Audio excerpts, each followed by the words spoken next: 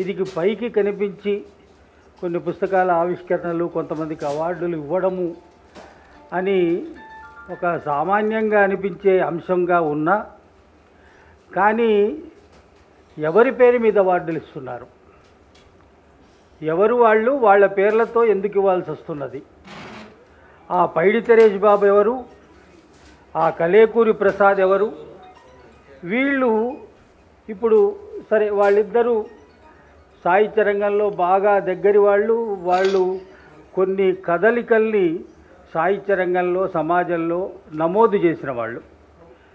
ఆ తర్వాత ఏటూరి వెంకయ్య నాయుడు శకుంతల స్మారక కవిత పురస్కారం కానీ, తర్వాత సుబ్బరామమ్మ గోపాలస్వామి ఫౌండేషన్ ఇచ్చిన అవార్డు కానీ, వీటికి మించి అనకూడదేమో, వీటితో పాటు కలేకూరి ప్రసాద్ అన్న పేరు మీద ఇచ్చే అవార్డు. ఇవన్నీ అవార్డులకు సంబంధించి, అవార్డులు వచ్చిన వాళ్ళ సంగతి ఏమిటి, దాని గురించి ఎప్పుడు మాట్లాడుకుంటానంటే ఆ సందర్భంలో మాట్లాడుకుందాం. కానీ ఎవరు ఈ కలేకూరి ప్రసాదు, ఎవరు ఈ పైడి తెరేష్ బాబు, ఎవరు ఈ మద్దూరు నగేష్ బాబులు? ఈ ముగ్గురు కూడా సరే, ఆ విజయవాడ, ఒంగోలు ఆ ప్రాంతాలకు సంబంధించిన విషయాలు నాకు తెలియదు. కానీ నేనున్న ఈ 40 ఏళ్ల హైదరాబాదు కాలంలో ఈ ముగ్గురితో కూడా అతి చనువుగా, అతి దగ్గరగా ఉన్నవాడిని. కలేకూరి ప్రసాద్ని ముట్టుకుంటే లేదా మాట్లాడితే అతను సాహిత్యం తప్ప, సాహిత్యానికి సంబంధించిన కళా నిర్మాణాలు తప్ప, లేదా దళిత సాహిత్య ఉద్యమాలు తప్ప, లేదా అంతకు ముందుకు పోతే మార్క్సిస్టు లెనినిస్టు భావజాలం తప్ప ఇవేమీ మాట్లాడని ఒక నిండైనటువంటి సాహిత్యమూర్తి, అపారమైన మేధస్సు. అదేమిటో చివరిదాకా అట్లా ప్రయాణిస్తూ అలా వెళ్ళిపోయాడు. కలేకూరి ప్రసాద్తో ఎంత చనువు అంటే, చాలా అర్ధరాత్రులు మా ఇంటి ముందు నిలబడేవాడు. చాలా అర్ధరాత్రులు ఎక్కడో ఉండి అక్కడి నుంచి కబురు వచ్చేది. అంతటి దగ్గరగా ఉండే కలేకూరి ప్రసాద్ నా సహచరి శిలాలోలితని నోరారా ఎక్కడ కలిసినా నాకు నువ్వు అమ్మవు అని సంబోధించేవాడు. అటువంటి కలేకూరి ప్రసాద్ ఇవాళ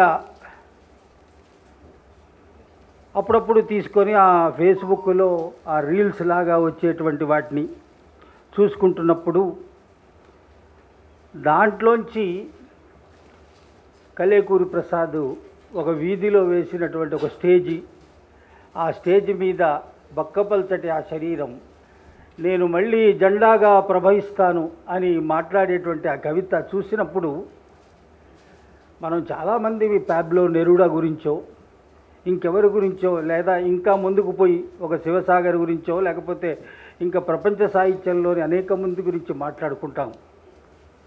ఆ స్థాయికి ఏమాత్రం తగ్గని మనం పక్కనున్నప్పుడు, మన ఇంట్లో ఒక కేజీ బియ్యం ఉన్నప్పుడు ఆ కేజీ బియ్యము విలువ తెలియదు. ఆ కేజీ బియ్యం అయిపోయిన తర్వాత ఇక తినాల్సిన టైం వచ్చినప్పుడు అది ఏమీ లేకపోతే పడే తపన ఎవరిస్తారు, ఎట్లా వస్తాయి ఆ కేజీ బియ్యం? అట్లానే మనుషుల గురించి కూడా ఎన్ని అనువాదాలు చేశాడు కలేకూరి ప్రసాద్. వీళ్ళంతా నేను ఇప్పుడు దాకా చెప్పిన తెరేష్ బాబు కానీ, మద్దూరు నగేష్ బాబు కానీ, కలేకూరి ప్రసాద్ కానీ ఎందుకు ఈ రవీంద్ర భారతి వేదిక మీద రత్నాకర్ పూనుకుంటున్నాడు, లేదా శ్రీనివాస్ గౌడ్ సహకరిస్తున్నాడు, లేకపోతే దీంట్లో ఉన్నటువంటి ఏటూరు నాగేంద్రరావు గారు కానీ, మల్లెల వెంకట్రావు గారు కానీ, కలిమిశ్రీ గారిని కానీ, నీలం నాగేంద్రరావు గారు కానీ, వీళ్ళంతా ఎందుకు పూనుకొని ఇవాళ ఇంత ఎండాకాలం అందరినీ ఎక్కడెక్కడి నుంచో తీసుకొచ్చి ఇక్కడ కూర్చోబెట్టి మళ్ళీ మీరు నమోదు చేశారు, కదలికల్ని నమోదు చేశారు, మీరు నమోదు చేసిన కదలికల్ని ఈ సమాజం ముందుకు పోతున్నా కూడా దాన్ని గుర్తిస్తూ ఉన్నది. మీరు నమోదు చేసిన కదలికల్ని ఇంకా ముందుకు తీసుకుపోవాల్సిన అవసరం ఉన్నది. ఈ రిపీటెడ్గా నువ్వు జై జై జై అంటూ ఉంటే అది ముందుకు పోయి ఇంకా జై జై అనేటువంటి వాళ్ళు పెరుగుతారు. నువ్వు రిపీట్ చేస్తూ ఉంటే ఆ రిపీటెడ్ అంశము మనసుల్లోకి సమాజంలోకి ముద్రించుకుంటూ పోతుంది. ఇవాళ ముద్రించాల్సిన అవసరం ఉన్నది. అదేందన్నా, సింహాలు తమ చరిత్రను రాసుకోకపోతే వేటగాళ్ళు చెప్పిన చరిత్రే చరిత్రగా నమోదవుతుంది. వీళ్ళంతా సింహాలు పులులు. ఈ సింహాల చరిత్రను నమోదు చేయాల్సినటువంటి అవసరం ఇందాక దారులన్న చెబుతున్నటువంటి ఆ మాటల్లో నాకు భలే అనిపించింది. ఇందాక ఒకటి చెప్పాను నాన్న, ఇదేదో చూస్తే ఇవేవో ఇట్లా మడిచి పెడతాము, దొరకవు మళ్ళీ టైంకి.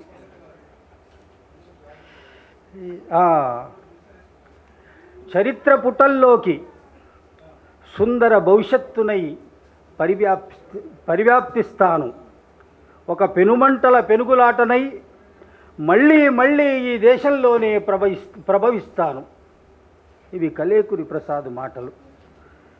చరిత్ర పుటల్లోకి సుందర భవిష్యత్తునై పరివ్యాప్తిస్తాను, ఒక పెనుమంటల పెనుగులాటనై మళ్ళీ మళ్ళీ ఈ దేశంలోనే ప్రభవిస్తాను అని 3 కవితా వాక్యాలకు ఈ ముగ్గురు చెబుతున్నట్టుగా కలేకూరి ప్రసాదే ఈ మాటలు రాశాడు. కానీ పైడి తెరేష్ బాబు ఈ మాటల్నే మనకు చెబుతున్నట్టుగా, మద్దూరి నగేష్ బాబు ఈ మాటల్నే మన ముందు చెప్తున్నట్టుగా మళ్ళీ ప్రభవించేటువంటి వాళ్ళ ముగ్గురు కోసం మనం ఎదురు చూడాల్సిందే. వాళ్ళే ప్రభవిస్తారా? వాళ్ళు ప్రభవించరు. ఆ భావధారలు ప్రభవిస్తాయి. ఆ భావధారల్ని ముందుకు తీసుకుపోయే రత్నాకరులు ప్రభవిస్తారు, శ్రీనివాస్ గౌడ్లు ప్రభవిస్తారు, నీలం నాగేందర్రావులు ప్రభవిస్తారు, మల్లెల వెంకటరావులు ప్రభవిస్తారు. ఇది ఒక అనుస్యూతమైనటువంటి చరిత్రగా నా నుంచి నీకి, నీలోంచి అందరిలోకి, అందరిలోంచి సమాజం, ఇట్లా అది ప్రపంచ వ్యాపితం అయ్యేటువంటి పరిస్థితి ఉంటుంది. మద్దూరు నగేష్ బాబు నాకు ఇందాక ఏనుగు నరసింహారెడ్డి గారు చెప్పారు, వాళ్ళంతా ఒక సమకాలీనులు. నేను కొద్ది ముందు వాడిని, నాకంటే చాలా ముందువాడు నాగేశ్వరం శంకరన్న. ఇదంతా యూనివర్సిటీ, తెలుగు యూనివర్సిటీ. అప్పుడు అటు కేకే రంగనాచార్యులు, ఇటు చేకూరు రామారావు, ఎటు చూసినా కూడా ఎక్కడి నుంచో ఒక దగ్గర జ్ఞానమంతా తలలోకి ఎక్కించుకుంటున్న రోజులు. 85, 84, 86 ప్రాంతాలు, హైదరాబాద్ అంతా ఎట్లా ఉండేదంటే ఇట్లా జ్ఞానం అనేటువంటిది ఎగిసిపడుతున్నటువంటి.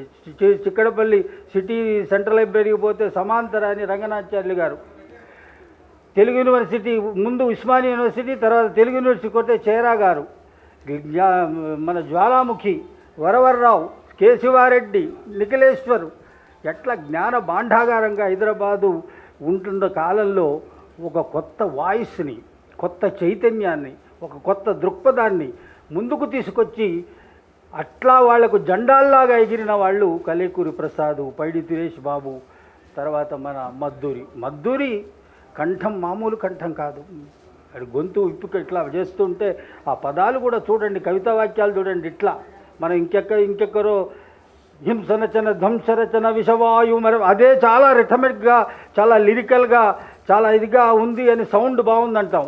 నువ్వు ఒకసారి మద్దూరి నగేష్ బాబు పోయిట్రీ చదవండి, పైడి తెరేష్ బాబు చూడండి, కలేకూరి ఆ సౌండ్, ఆ వైబ్రేషన్ వాళ్ళ కవిత్వంలో ఇవాళ కూడా సమకాలీనతను అది అందిపుచ్చుకోవడమే కాదు, ఇవాళకి కూడా ఆ వైబ్రేషన్ని రికార్డు మనలోకి చేసేటువంటి కవిత్వాన్ని రాశారు. అది కేవలం కవిత్వం కోసమే కవిత్వం కాకుండా, ఎవరో ఈ మధ్య పొద్దున్నే ఒకటి రొటేట్ అవుతున్నది వాట్సాప్లో, మీకు పుస్తకాలు వచ్చాయని విర్రవిగుతున్నారా, మీరు అవార్డులు వచ్చాయని విర్రవిగుతున్నారా, మీరు అసలు కవిత్వం ఎందుకు రాస్తున్నారో మీకు తెలుసా, ఇందాక ఇది వినిపిద్దాం అనుకున్నాను, వచ్చానని ఇట్లా అది రొటేట్ ఫార్వర్డ్ అని వస్తుంది. అవును, మనం ఎందుకు రాస్తున్నాం? నేను 5 పుస్తకాలు వేసినంత మాత్రాన నేను పెద్ద కవిని అయిపోయానా? ఇంకొకరు 10 పుస్తకాలు వేసినంత పెద్ద కవి. ఇది ఎక్కడికి పోవాలి? ఎవరి కోసం పోవాలి?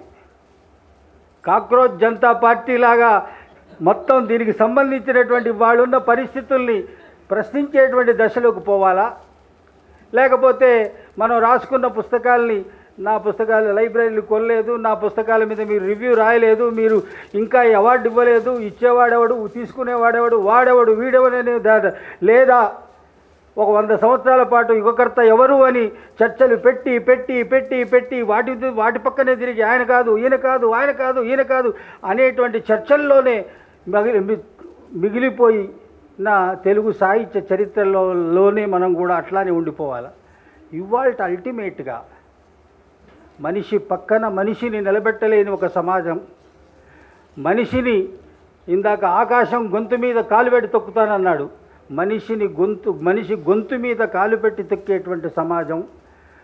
నేనేమన్నా తింటాను రా, ఇవాళ మాంసం తింటారట, నువ్వేం తింటావో సర్టిఫికెట్ చూపెట్టి తిను అనేటువంటి సమాజం. నేను ఎక్కడికైనా వెళ్ళి కొద్దిగా మాట్లాడుతాను, ఆ వీధుల్లోకి వెళ్తున్నాను, అక్కడ గడ్డం వాళ్ళు టోపీ వాళ్ళు ఉన్నారు, అక్కడికి వెళ్ళొద్దు అనేటువంటి సమాజం. ఆడపిల్లల్ని మనం ప్రేమిస్తాం అనేటువంటి సమాజంలో ఆడపిల్లలకు కూడా భద్రత లేనిటువంటి సమాజం. వీటన్నిటి మధ్య మన కవిత్వం ఎక్కడికి పోవాలి, దేని గురించి మాట్లాడాలి, ఆ దేని గురించి మాట్లాడాలో మనకంటే ముందు ఇవాళ స్మరించుకుంటున్న ఈ ముగ్గురు ఆ పని చేశారు.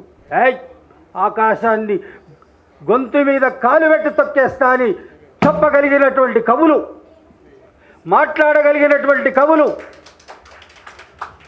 దానికోసం పోరాడగలిగినటువంటి కవులు, మనిషి పక్కన మనిషి కావాలి అని హృదయానికి హత్తుకునేటువంటి కవులు, కవిత్వము అవసరమైన రోజున ఇవాళ కలేకూరు, మద్దూరి, పైడి తిరేష్ బాబు మోర్ రెలవెంట్.